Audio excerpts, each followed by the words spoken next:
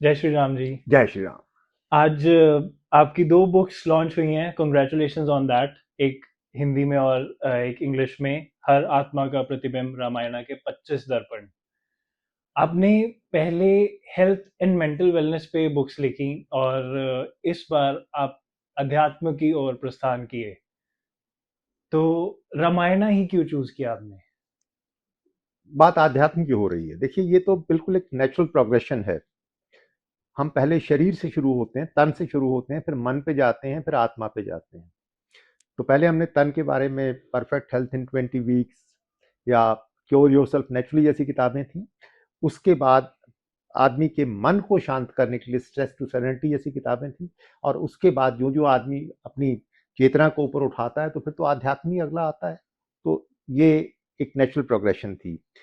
Main बात यह है कि जो सिर्फ आपको किताब के जरिए जानते हैं उनको सिर्फ एक हेल्थ रिसर्चर के रूप में जानेंगे वो लोग, या आपको हीलर के तौर पे जानेंगे। लेकिन कम लोग ये जानते हैं, जो मेरे छात्र हैं वो जानते हैं कि पिछले 50 साल से मैं भारतीय पुस्तकों के बारे में, जो हमारे ग्रंथ हैं उनके बारे में हर हफ्ते, हर गुरुवार को, हर थर्सडे को टॉक देता आ रहा हूं, ताकि वो लोग भी जिनको बहुत कुछ आध्यात्म का नहीं मालूम है उसकी उनको कम से कम ग्राउंड वर्क उनका हो जाए कि है क्या चीज ये।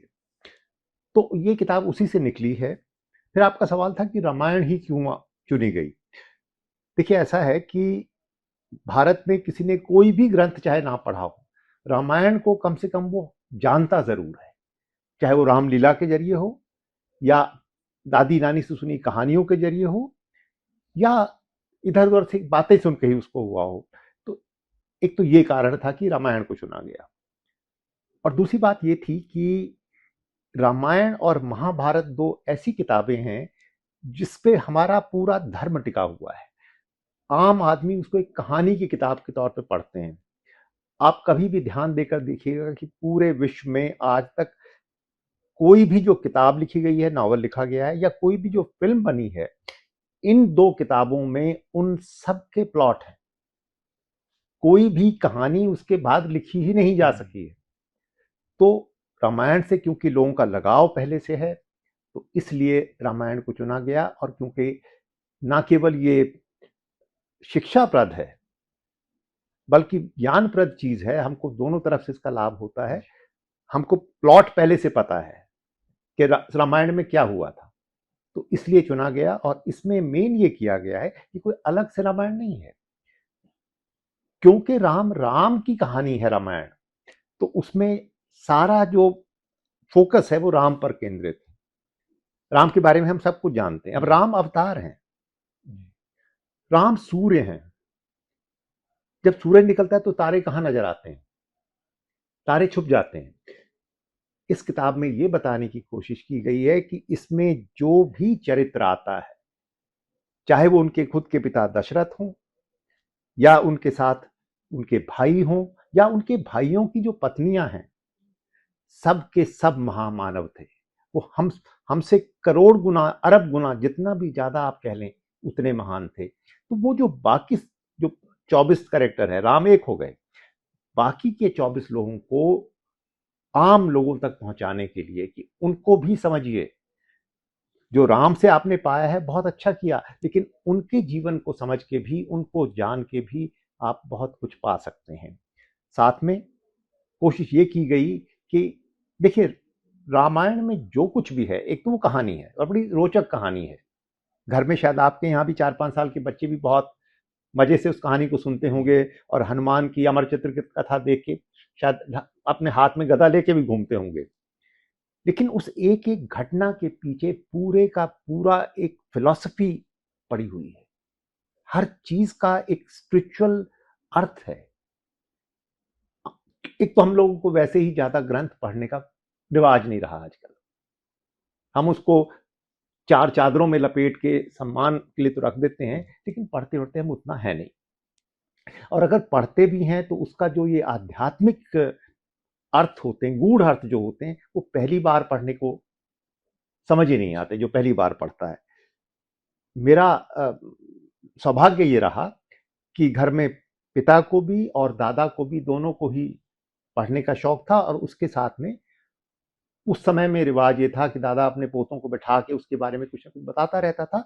और उसमें क्योंकि छोटी छोटी टॉफी मिल जाती थी, अगर उनको कोई आप दोहा सुना दें या उसका कोई अ, हिस्सा कोई सुना दें, तो वो एक बचपन से पहला तो पहले ही निपट गया कथा के रूप में। अब जो जो आप दोबारा पढ़ते हैं तो कुछ और मिलता है, तीसरी बार पढ़ते हैं और मिलता है। वो पढ़ने का मौका मिला तो उस 70 साल का जो अनुभव था, सोचा कि उसको लोगों से बांटा जाए। ये कारण था रामायण को चुनने का। तो जी, हमने बचपन में रामायण तो बहुत पढ़ी है और कहानियों के रूप में सबसे सुना है, लेकिन आज के दौर में जो आपने ये किताब लिखी है रामायण के ऊपर, इससे हमें क्या सीखने को मिलेगा और इससे हमें अपनी निजी जिंदगी में क्या लाभ होगा? जितना इससे सीखने की आज जरूरत है, उतनी पहले कभी नहीं पड़ी। क्या हो रहा है कि परिवार टूट रहे हैं और संबंध बिखर रहे हैं। रामायण की एक तरह की वो जॉइंट फैमिली है। जो भी आज के परिवारों पे दिक्कत आ सकती है, वो उनके परिवार में आ चुकी है। और राम को हम मर्यादा पुरुषोत्तम कहते हैं। वो एक लाइन फिट कर गए कि ऐसे हम सबको चलना चाहिए। ना केवल वो, बल्कि उनके साथ के जितने भी उनके पक्ष के लोग हैं, वो सब लोग एक स्तर बना के गए हैं। अब ये हमको देखना है कि हम उसमें कहाँ ठहरे हुए हैं। हम उसका 1% फॉलो कर रहे हैं तो हम 2% पे जाएं, और 2 कर रहे हैं तो 3 पे जाएं, और अगर नहीं फॉलो कर रहे हैं तो कम से कम फॉलो शुरू करना, अगर हम शुरुआत कर दें उसकी, उससे ही हमारा बहुत काम बन जाता है। रामायण को हम, बहुत अच्छा है कि उसको एक कहानी किताब समझते हैं, लेकिन उसको अपने जीवन का अगर हम ऑपरेटिंग मैनुअल समझें, जैसे कार के साथ उसका ऑपरेटिंग मैनुअल आता है, उसको अगर हम पढ़ के उसके हिसाब से जीवन बिता सकें, तो आप पाएंगे कि इसका जो टाइटल है कि 25 प्रतिबिंब, अगर हम इसको इन 25 चरित्रों को पढ़ें तो उसमें से किसी ना किसी में आपको अपना प्रतिबिंब नजर आ जाएगा कि इसके साथ ये बीत रहा है, ऐसी घटना मेरे जीवन में भी हुई थी, मेरा रिएक्शन क्या था, इनकी प्रतिक्रिया क्या थी। तो जब हम उसके हिसाब से अपने आप को उठाने की कोशिश करते हैं तो हमारे जीवन को एक नई दिशा मिल जाती है, नया आराम मिल जाता है। जी, हम लोगों को पता है कि हनुमान जी जो हैं वो राम जी की बहुत सेवा करते थे, भक्त हैं उनके। लेकिन उनकी महानता के बारे में ऐसा कुछ बताइए जो हम सबको नहीं पता कि इस किताब में भी या ओवरऑल क्या हम्म। है?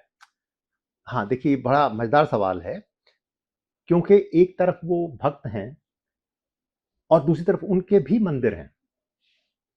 और शायद जितने और किसी भगवान के होंगे, उतने ही हनुमान जी के मंदिर भी हैं, भक्त भी हैं।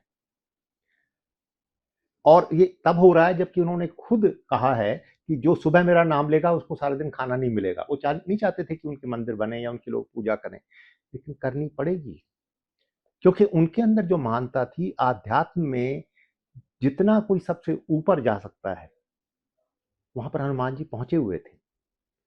इस किताब में पूरा चैप्टर है उनपे, उनके भक्ति पे भी और उनकी जो महानता है उस पर भी। लेकिन एक उसके अलावा एक अलग चैप्टर है जो तुलसी रामायण में तो जिक्र नहीं आता, लेकिन वाल्मीकि रामायण में उस पर बात हुई है कि उनकी महानता की वजह से हनुमान जी को हमारे अगले ब्रह्मा का पद मिल चुका है। इन ब्रह्मा का कार्यकाल जब खत्म होगा तो जो हनुमान जी इतने योग्य सिद्ध हो चुके हैं कि वो अगली बार खुद ब्रह्मा का पद उनको मिलेगा। ब्रह्मा के जो टेन्योर होता है, एक पदवी है, तो वो 100 साल चलती है। तो अभी करीब आधा पूरा हुआ है, आधा बचता है। तो जब वो पूरा होगा तो इनको वो पद मिलेगा। अब ये अलग बात है कि उसमें पृथ्वी पे करोड़ों साल बीत चुके होंगे, लेकिन उनकी महानता हम इस बात से समझें कि जिस ब्रह्मा को हम ट्रिनिटी मानते हैं, ब्रह्मा विष्णु महेश के पद पे पहुंचाते हैं, वो पद उनको मिल चुका है। और इससे हमको ये भी पता होना चाहिए कि फिर राम कितने बड़े हैं। तो ये उनकी महानता है। उसको, महानता को किनारे रख के एक सेवक बन के रहना, ये सिर्फ भी कितनी बड़ा एक हर किसी के लिए संदेश है कि आप हमेशा नम्रता अपने साथ लेके रहें। वो जो उन्होंने खुद को ये भी कहा कि कोई मेरा सुबह नाम भी ना ले, और भक्त बन के रहना, दास बन के रहना, ये हम सब के लिए भी एक लेसन है कि हम, होता क्या है कि जब हम थोड़े से भी कोई हमारे अंदर पद आता है, कोई भी पोजीशन हमको मिलती है, तो हम कॉलर हमारे ऊपर उठ जाते हैं, हम अपने आप को समझने लग जाते हैं। इनका चरित्र सबसे बड़ी बात ये बताता है कि आप अपनी महानता को किसी भी गिनती में मत गिनें, तो फिर आप तभी ऊपर उठते हैं। आध्यात्म में जैसे ही आपके अंदर थोड़ा सा भी अहंकार आता है, ज्ञान का अहंकार भी बहुत खतरनाक है। और उसका दूसरे कैरेक्टर की बात कीजिए कि रावण जो है प्रकांड पंडित था, वेदों का ज्ञाता था, लेकिन उसमें क्या था? अहंकार था। वीरता का भी अहंकार है कि मैं ये हूं, मैं ये हूं, बर्बाद हो गया। और दूसरी तरफ हनुमान है, वीरता में ये हाल है कि वो मेघनाद का भी सामना कर सकते हैं, जो इंद्रजीत कहलाता है, इंद्र को जीत चुका है, लेकिन ना उनको वीरता की वो है, और ना ही उनको अपने आध्यात्म में इतना जो उनका उच्च स्तर है उसका कोई अभिमान है। जी, अगर रामायण के चरित्रों के बारे में अगर मैं बात करूं तो एज अ ब्रदर लक्ष्मण जी के बारे में हमने बहुत सुना है रामायण में, लेकिन उसके अलावा भरत जी और शत्रुघ्न जी के बारे में हमने ज़्यादा नहीं सुना। तो उसके बारे में आप हमें कुछ ब्रीफ करें। हाँ, देखा जाए तो यही पर्पज है पूरी किताब का कि इन बाकियों को भी हम जानें। भरत के बारे में इतना सब जानते हैं कि उन्होंने बजाय खुद राज सिंहासन पे बैठने के, उनकी खड़ाऊं लाकर उस पर रख के उनके प्रतिनिधि के तौर पे उन्होंने राज्य चलाया 14 साल। ये अपने आप में बहुत बड़ी बात है। उस समय में, आज के समय में सगे भाई जो होते हैं दूसरे भाई को मारकर भी पद पाना चाहते हैं, और हुआ है, ऐसी कई डायनेस्टीज हैं जहां भाइयों ने भाइयों को मारा है कि गद्दी मुझे चाहिए। तो एक तो ये अपने आप में कितनी बड़ी बात है, यही हमको देखना चाहिए। पर ये भी ज्यादातर लोगों को मालूम है कि भरत ने ये किया था। अब इससे आगे चलिए, ना केवल उन्होंने एक प्रतिनिधि के तौर पर राज्य किया, बल्कि इन 14 साल तक वो एक दिन भी राजमहल में नहीं रहे। अयोध्या के बाहर एक जगह थी, नंदीग्राम कहते थे उसको, वहां पर कुटिया बना के रहे हैं। उसी तरह से जो वल्कल वस्त्र राम ने पहने 14 साल भरत ने वही पहने, वही खाया जो उन्होंने खाया। ये है उनकी महानता जिसके बारे में हम कम जानते हैं। और एक दूसरी बात, लक्ष्मण ने कितनी सेवा की राम की सब जानते हैं, लेकिन इन 14 साल में शत्रुघ्न ने भरत की उसी तरह से, उसी पर्णकुटी में रह के उसी तरह सेवा की।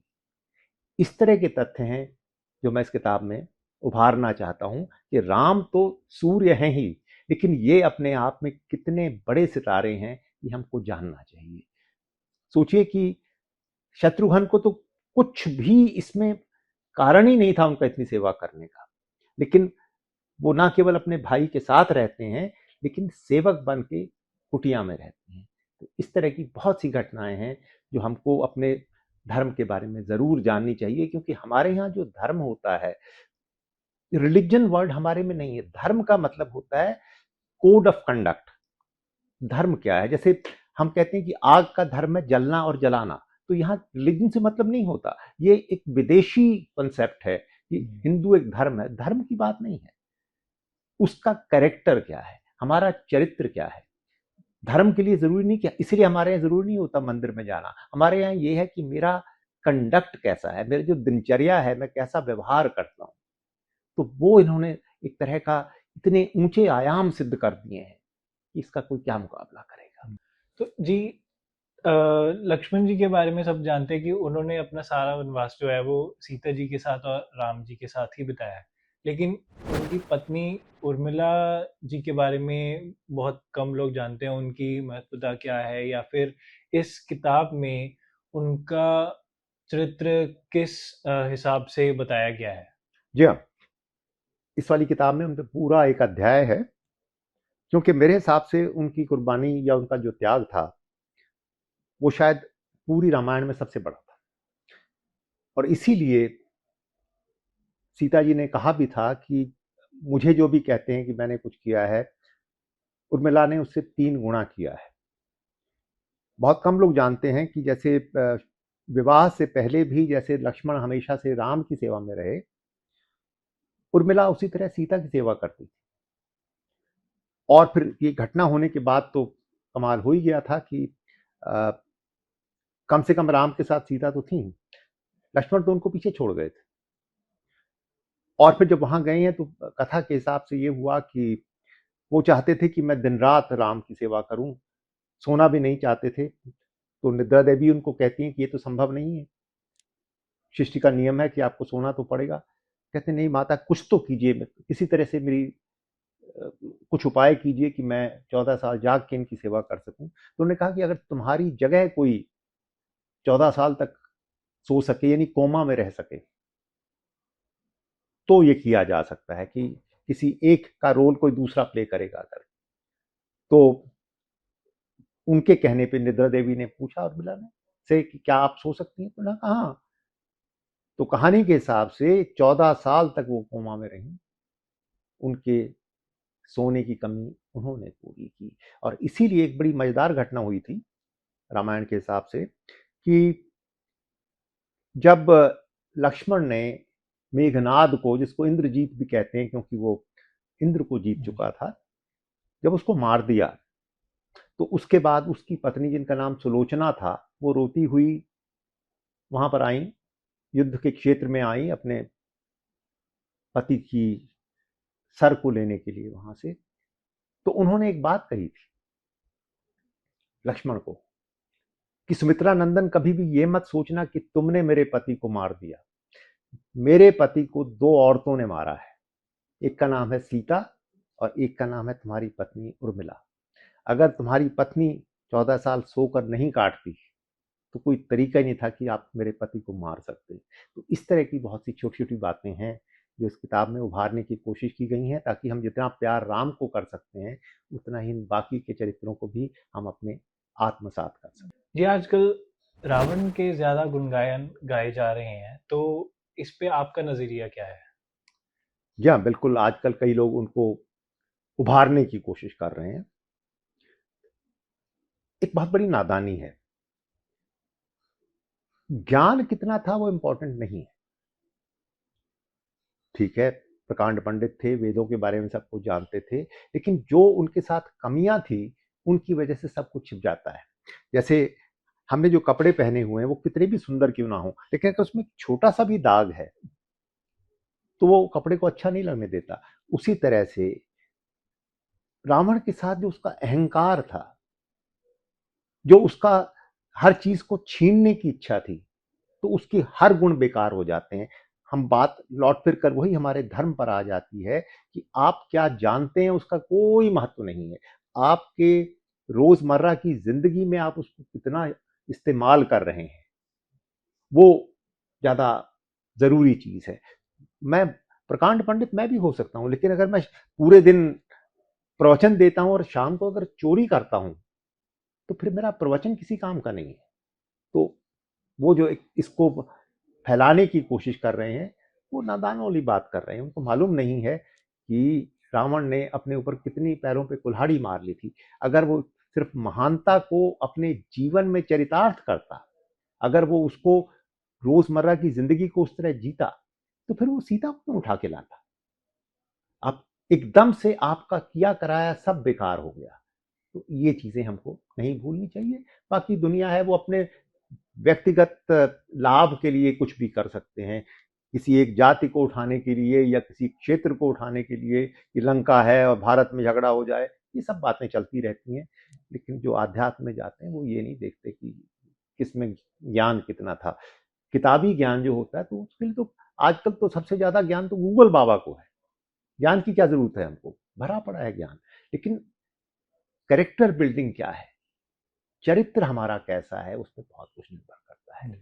तो जी, रावण के बारे में जो आपने बताया, उसमें से एक मेरा एक सवाल है कि जब राम जी ने रावण पर तीर चलाया था, तो उन्होंने रावण से ज्ञान लेने के लिए लक्ष्मण जी को भेजा, वो खुद क्यों नहीं गए? हम्म, बढ़िया सवाल है। देखिए, हमको अब थोड़ा सा अपने होराइजन को फैलाना पड़ेगा। पहली बात तो है कि ये जो कहानी है प्रचलन में, ना तो इसका तुलसी रामायण में जिक्र है और ना ही वाल्मीकि रामायण में जिक्र है। उसके हिसाब से तो गए नहीं, लेकिन अब कहानी फैली हुई है तो मान लेते हैं गए थे। तो अगर हम ये मान रहे हैं कि ऐसा हुआ था, तो हमको फिर ये भी मानना पड़ेगा कि राम अवतार थे। राम पूर्ण अवतार थे, लक्ष्मण अंशावतार थे, वो शेष के अवतार थे। यानी कहने का मतलब ये कि उनकी शक्ति जो थी राम की एक चौथाई थी। जो राम के पास जो कुछ था वो एक चौथाई था। तो राम तो परफेक्ट है, उनको क्या रावण से उपदेश लेने की जरूरत है? किसी से जरूरत किसी को पड़ सकती है जो उनसे थोड़ा नीचे हो। तो लक्ष्मण जाए या कोई भी और जाए वहां तक सही है, लेकिन राम को उनसे कोई शिक्षा ले, रावण उनको क्या सिखाएगा? पहली बात। दूसरी बात, और भी तो थे उनके साथ, सुग्रीव को क्यों नहीं भेजा, अंगद को क्यों नहीं भेजा? देखिए, अगर हम रावण को उतना प्रकांड पंडित मानते हैं तो उनसे ज्ञान ले भी लक्ष्मण ही सकते हैं। उसको किसी उससे नीचे स्तर के आदमी को भेजना ऐसा होगा जैसे कहीं पे कोई इंजीनियरिंग की कॉन्फ्रेंस चल रही हो, बड़े हाई कंसेप्ट की, मान लीजिए रॉकेट साइंस की बात चल रही हो, और मेरे जैसे आदमी को भेज दिया जाए जिसको इंजीनियरिंग का एबीसी भी नहीं पता, तो मैं वहां से क्या लाऊंगा? किसी ऐसे को भेजेंगे कि जो यहां भी कम से कम चीफ इंजीनियर तो हो। जैसे आपको मालूम ही होगा कि ये जो स्पेस में आपके एस्ट्रोनॉट चूज होते हैं वो पहले से टेस्ट पायलट होते हैं, जो सबसे तेज सबसे बढ़िया प्लेन्स को चलाने वाले होते हैं, उन्हीं को तो चूज किया जाता है ना। तो उस हिसाब से रावण को शिक्षा लेने के लिए, रावण से शिक्षा लेने के लिए लक्ष्मण को। तो जी, इस रामायण की किताब को क्या हम रोजमर्रा की किताब बना सकते हैं अपने जीवन में? बनाना ही चाहिए, क्योंकि जब तक आपको अपने जीवन में और उसके रामायण की उस कहानी के बीच में कोई पैरेलल नजर नहीं आएगा, तब तक ये सिर्फ एक कहानी की किताब रहेगी। जब आप देखते हैं कि हाँ, ये तो एक हमारे मानव की तरह ही इनके जीवन में भी सब कुछ हो रहा है। राम अवतार हैं, वो चाहते तो बिल्कुल एक खुशी लाइफ भी जी सकते थे, लेकिन वो वनवास भी कराते हैं, उनकी पत्नी के ऊपर आरोप भी लगते हैं। तो वो बनाया ही इसीलिए गया है कि अगर इनमें से कोई भी घटना हमारे साथ होती है तो हमारे प्रतिक्रिया क्या होनी चाहिए, हमको उससे कैसे डील करना चाहिए। इसलिए इसकी रेलेवेंस आज बहुत ज़्यादा बढ़ गई है। इसीलिए जब आप देखेंगे तो ये एक ऐसा बड़ा शीशा है कि इसमें आपको हर किसी का रूप नजर आएगा, चाहे वो खुद का हो या किसी दूसरे का हो।